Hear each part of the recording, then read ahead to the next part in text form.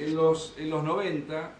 el retroceso de las provincias en la participación en la distribución de recursos nacionales obedeció en gran medida a la reforma del sistema previsional nacional,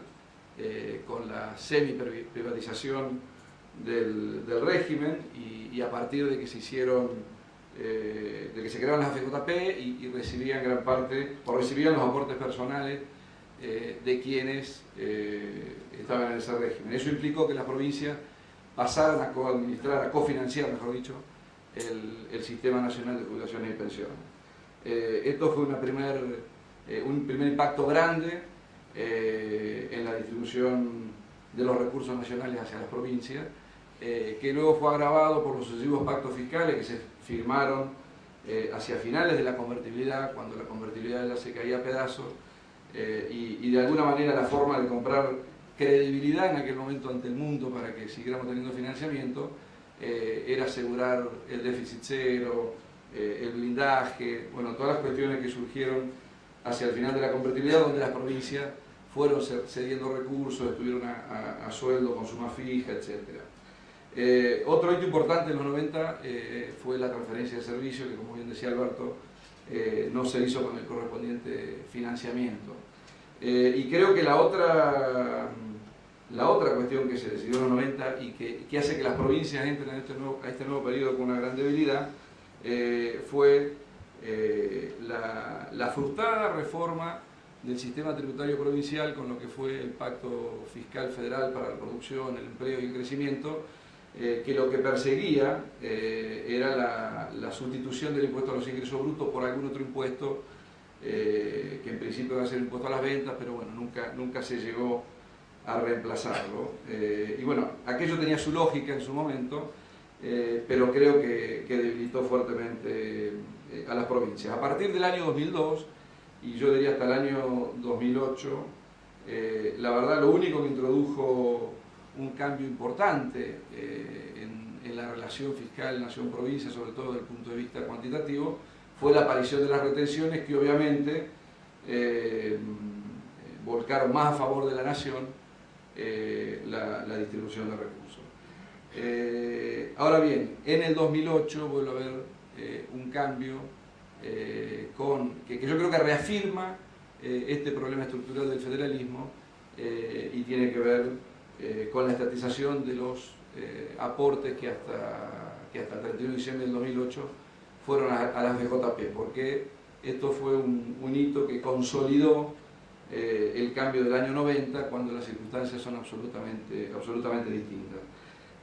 Yo creo que el problema básico radica en que nunca ha habido, y hay muy pocos incentivos para que lo haya, por lo menos desde el gobierno nacional,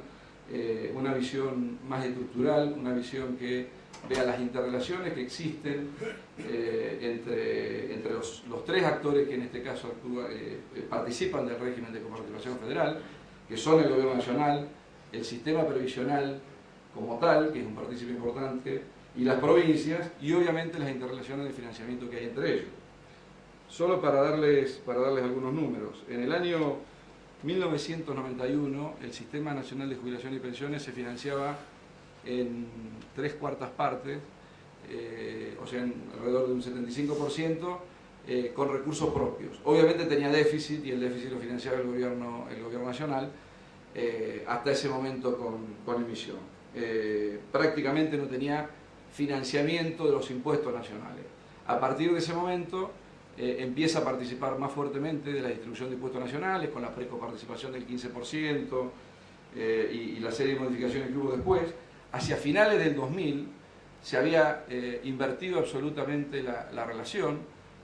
Casi 3/4 partes del financiamiento del sistema previsional eran de impuestos nacionales. Obviamente habían pasado varias cosas. El desempleo en el año 2000-2001 llegó al 20%, el empleo negro era no mucho más grande que hoy, lamentablemente, y se habían reducido también los aportes patronales, de acuerdo a la lógica de la política de los 90. Ahora bien, a partir del cambio de régimen económico, digo, a partir de la salida de la convertibilidad, con el crecimiento de la actividad, con el crecimiento del empleo, del salario, y obviamente también de la recaudación, el ANSES recupera recaudación propia, digo recaudación genuina a través de los aportes previsionales, y a fines del año 2008 el financiamiento era un 50% impuestos, un 50% aportes previsionales y contribuciones, pesos más, pesos menos. Ahora bien, la foto es muy distinta en el año 2008, a lo largo de los 2000, respecto al resultado del ANSES, de lo que era a principios de los 90. A principios de los 90 el régimen tenía déficit, a fines del 2008 el sistema previsional tenía un superávit que venía acumulando a razón de 8 o 10 mil millones de pesos por año, y las provincias ya volvían a tener déficit. Obviamente yo no digo que no haya que atender la realidad del sistema de jubilaciones y pensiones, es una obligación que tiene el gobierno nacional y que hay que atender, pero nunca cuando se hicieron estas modificaciones realmente se evaluó ni la sustentabilidad a largo plazo del sistema previsional realmente, y tampoco el de las provincias, y yo creo que para peor se han tomado decisiones en el medio que dificultan aún más los cambios hacia futuro. Por ejemplo, el 1.200.000 jubilaciones que se otorgaron durante este gobierno a quienes no habían hecho aporte, con un sistema de moratoria, 1.600.000 me dice Arieto. Bueno, 1.600.000. Y que claramente digo, uno no puede estar en contra necesariamente de una política que